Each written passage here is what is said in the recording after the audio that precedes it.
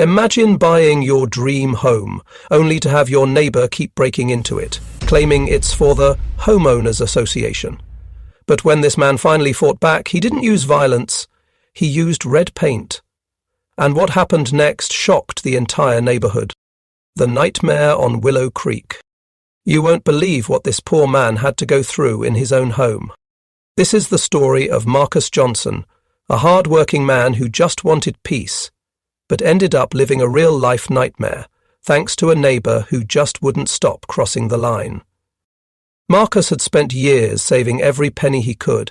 He worked long shifts, skipped vacations, and finally bought his dream home in a quiet neighbourhood called Willow Creek Estates. The place was beautiful. Tree-lined streets, kids riding bicycles, families barbecuing on weekends, and every lawn perfectly trimmed. It was the kind of neighbourhood where you waved to your neighbours in the morning, shared cookies during the holidays, and left your doors unlocked because everyone trusted each other. Or at least, that's what Marcus thought. His house sat at the end of the cul-de-sac, a cosy 2-story home with a little white fence and a small garden he was proud of. Every morning before work, Marcus watered his plants, nodded at the mailman, and smiled at whoever passed by. He was the kind of neighbour everyone wished they had. Polite, friendly, and respectful. But there was one neighbour who didn't smile back. Her name was Karen Whitmore, and she lived right across the street. Karen was the self-appointed enforcer of the Homeowners Association, or HOA. You know the type. Clipboard in hand, eyes always scanning for anything that didn't fit her idea of perfection. At first, Marcus didn't think much of it. Maybe she was just overly dedicated to the neighbourhood rules. Some people take pride in keeping things organised, right? But as days went by, her behaviour went from annoying to unsettling. It started small. Karen would show up unannounced while Marcus was mowing his lawn and criticise the way he cut the grass. "Greater than you're supposed to mow diagonally," she'd say sharply. "It's in the community guidelines." Marcus would nod politely and continue, not wanting to start a fight. But then she started walking closer to his property line. Sometimes she'd lean over his fence and point out imaginary issues. A leaf pile here, a slightly crooked flower pot there. One day, Marcus caught her standing in his driveway, taking pictures of his house. When he asked what she was doing, she said she was documenting potential violations. That's when Marcus realized this wasn't just about rules. This was obsession. Soon she was showing up when he wasn't even outside. Marcus would be watching TV at night and notice a shadow moving across his front window. When he looked, there she was, peeking through the blinds. Sometimes she'd even circle around to the backyard, pretending to be checking property boundaries. Marcus tried to ignore it. He thought maybe if he stayed polite, she'd get bored and move on. But Karen didn't stop. In fact, she got bolder. One afternoon, Marcus came home to find his mailbox wide open and all his letters scattered on the ground. Confused, he started picking them up when he heard a voice behind him. It was Karen. "Greater than, oh, I was just making sure there were no unapproved flyers," she said calmly, holding one of his bills in her hand. Marcus was stunned. "Greater than, you opened my mail. That's not your business," he said firmly. Karen's expression turned cold. "Greater than, everything in this neighbourhood is my business," she snapped. "We have standards, and people like you are lowering the value of our community. People like you." Those words hit Marcus hard. He felt a chill run through him. He'd heard that tone before. The one filled with judgment, superiority, and something darker underneath. From that moment, things changed. Every time Marcus stepped outside, he could feel her eyes on him. Every noise at night made him uneasy. He started double-checking his locks, closing his curtains earlier, and avoiding his front yard altogether. Then came the final straw. One morning, Marcus noticed muddy footprints leading up to his porch. They weren't his. He checked his security light footage, and sure enough, at 6 a.m. there was Karen walking right up to his door, trying the handle. That was it. Marcus had had enough. He stormed over to her house and demanded to know what she thought she was doing. Karen stood there on her porch, arms crossed, completely unfazed. "Greater than, I have every right to inspect this property," she said, her voice sharp as ice. "I've received multiple complaints about your house." Marcus looked around the quiet street, not a soul in sight. "Greater than? From who?" he asked. "Greater than for me," she replied with a smirk. That was the moment Marcus realized. This wasn't about HOA rules or property values or anything logical. This was personal. Karen had made it her mission to make his life miserable, and she wasn't going to stop. What Marcus didn't know, though, was that this was just the beginning. Because the next time Karen crossed his property line, she wouldn't just leave footprints. The silent harassment, weeks passed, and Karen's obsession only got worse. At first, Marcus thought maybe she'd get tired of her little crusade, that she'd move on to someone else in the neighborhood to bother. But no. It was like she'd made Marcus her full-time project. Every single day brought a new headache. If Marcus put his garbage cans out a few hours early, she'd take photos and file a complaint. If he left them out a little too long after pickup, another complaint. One day, she even accused him of violating HOA rules because, as she said, his lawn was too green. "Greater than your overwatering," she told him. "That's against community conservation guidelines." Marcus almost laughed in disbelief. Was she serious? But when he walked outside the next morning, there it was. Another HOA violation notice taped to his front door, signed by Karen Whitmore in her sharp, looping handwriting. It became a pattern. Every few days, Marcus would find a new piece of paper on his door or mailbox, violations for things so ridiculous they were almost funny. His mailbox was too shiny, his porch light was too bright, even his American flag was hung at the wrong angle. Marcus tried to stay calm. He didn't want to lose his temper and give her more reason to target him, but it was eating at him. Every time he saw her walking her dog past his house, clipboard in hand, he felt that familiar tightness in his chest, frustration mixed with fear. Then came the day that changed everything. It was a quiet Thursday afternoon. Marcus had left work early because of a power outage at his office. He pulled into his driveway, humming along to the radio, glad to have a few extra hours of daylight to relax. But as soon as he got out of his car, something felt off. His front door was slightly open, just a few inches, enough for a thin sliver of light to peek through the gap. Marcus froze. He remembered locking that door. He always locked it. For a moment, his mind raced. Maybe he forgot? Maybe the wind pushed it open?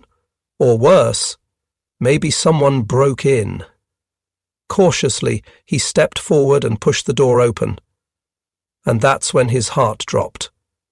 Standing in the middle of his living room, completely at ease, was Karen Whitmore, clipboard in hand, brows furrowed like she was conducting an inspection. Marcus couldn't believe what he was seeing. For a second, he was too stunned to even speak. Then anger took over. "Greater than, what are you doing in my house?" he shouted. Karen turned around slowly, as if he was the one who'd interrupted her. Her expression didn't show guilt, only irritation. "Greater than I told you," she said coolly. "This neighborhood has standards. I saw a strange light inside and thought someone might have broken in." Marcus stared at her, jaw tight. "So you just let yourself in?" She shrugged, like it was nothing.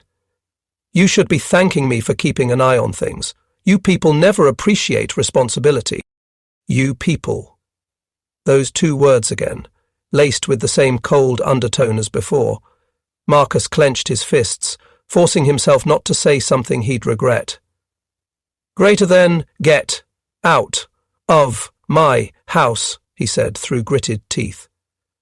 Karen rolled her eyes, walked toward the door and muttered, "Greater than, fine.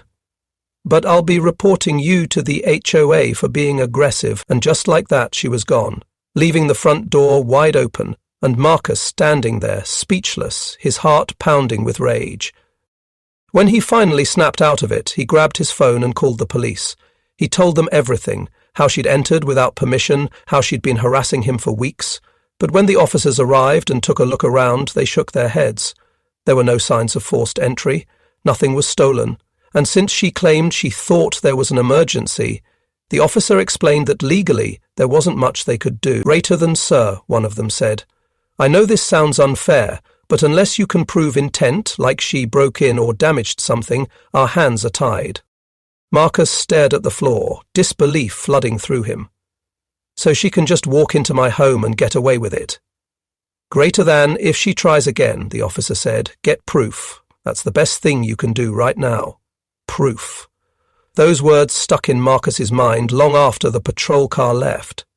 He looked around his house, feeling a strange mix of anger and fear. His home, the one place that should have felt safe, suddenly didn't anymore. He double-checked his locks, closed every window, and sat in silence for a long time.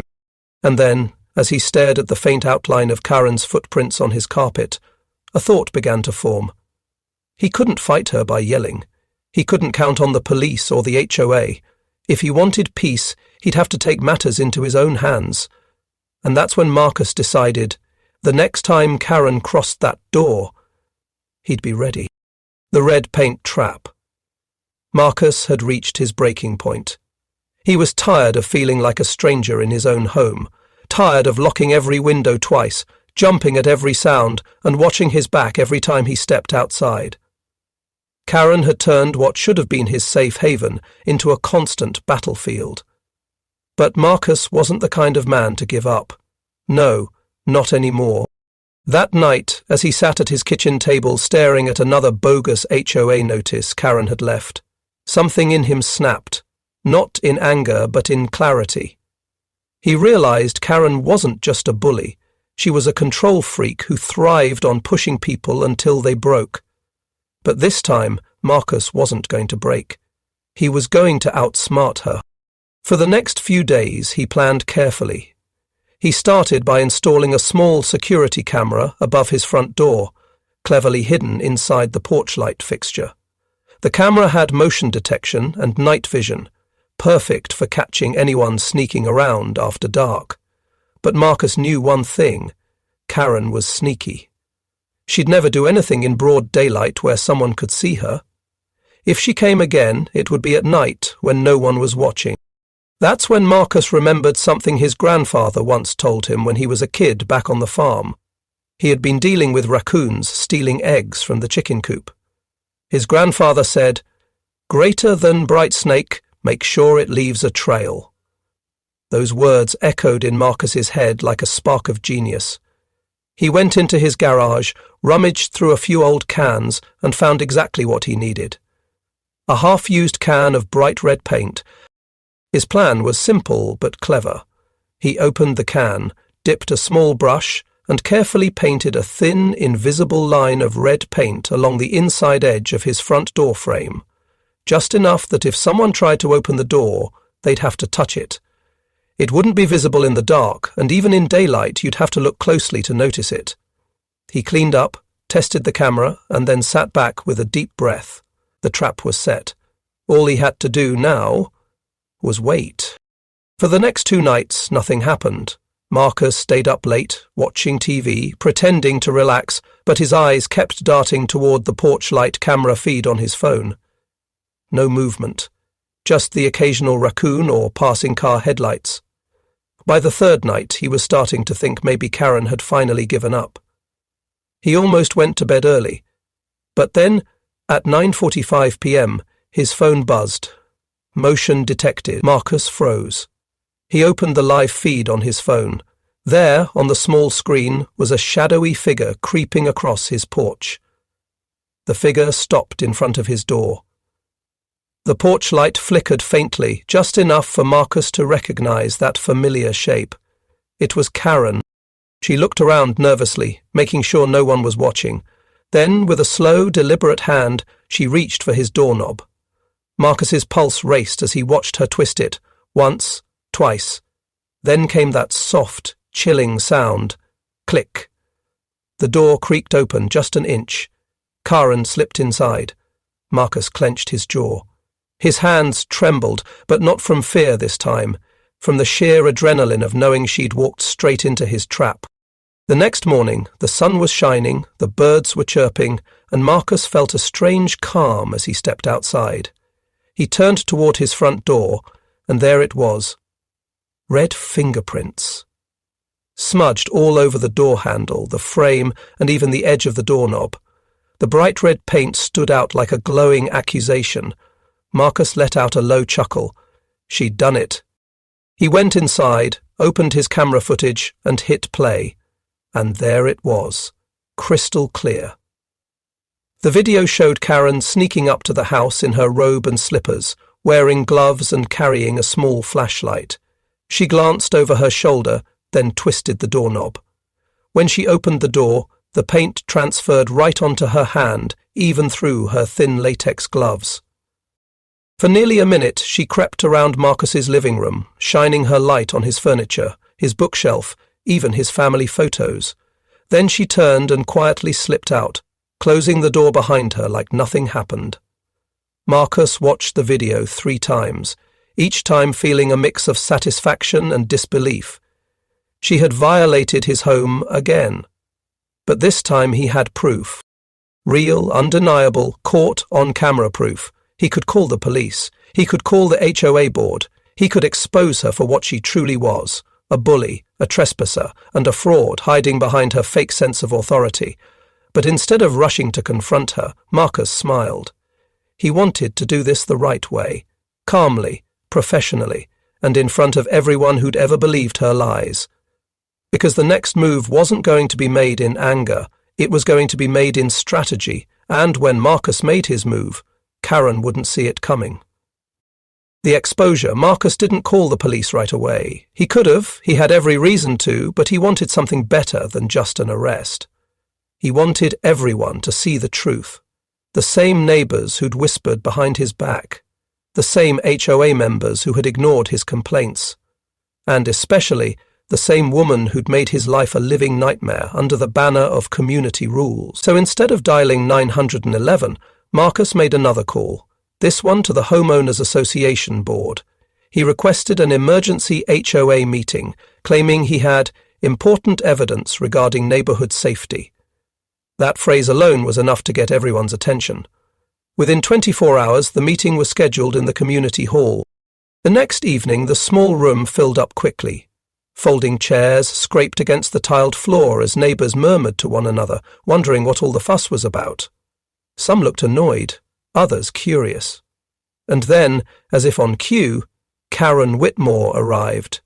Clipboard in hand, chin held high. Wearing that same smug, confident smile she always did, she strutted to the front of the room, muttering to one of the board members, greater than, "I bet he's just here to complain about my inspections again." When she spotted Marcus standing near the projector screen, she crossed her arms and said loudly, "Greater than, Marcus, this better not be another complaint about me. You're wasting everyone's time." Marcus didn't reply. He simply looked at her, calm, collected, and then turned to the HOA president. "Greater than, I think everyone deserves to see this," he said quietly. The lights dimmed, the projector flickered on, and then the video started to play. The room fell completely silent. On screen, the grainy black and white footage showed Marcus's front porch.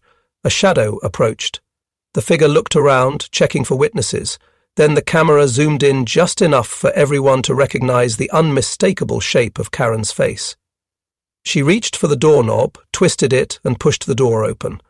The next frame showed her stepping inside, flashlight in hand, snooping around Marcus's living room like she owned the place. Gasps echoed through the hall.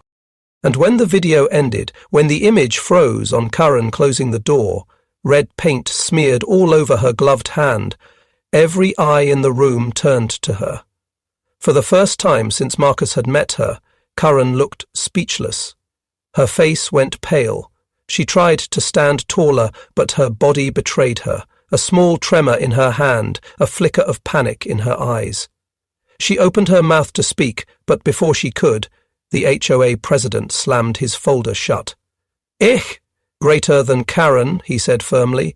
This is breaking and entering. You've been abusing your authority, intimidating homeowners, and violating privacy. This behavior is absolutely unacceptable. A voice from the back called out, Greater than, she's always been like this. I caught her snooping around my yard last month, another person added. Greater than, she fined me because my son's basketball hoop was visible from the street. The room erupted with angry murmurs and accusations. Years of pent-up frustration poured out. The people who had once been afraid to speak finally found their voices, and all of it was directed at her. Karen tried to regain control, raising her voice.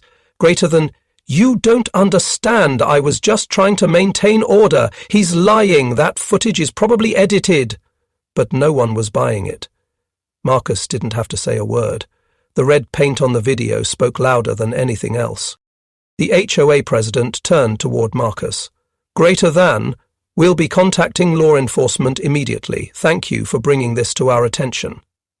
Karen spun toward him in disbelief. Greater than, you can't be serious. I am the HOA. Greater than, not anymore, he replied coldly. 15 minutes later, the flashing red and blue lights of a police cruiser reflected through the hall windows. Officers stepped inside, calm and professional. Marcus handed over a flash drive containing the footage, along with photos of the red fingerprints he'd captured earlier. The lead officer nodded and turned to Karen. Greater than, Ma'am, we need to take a look at your hands, please.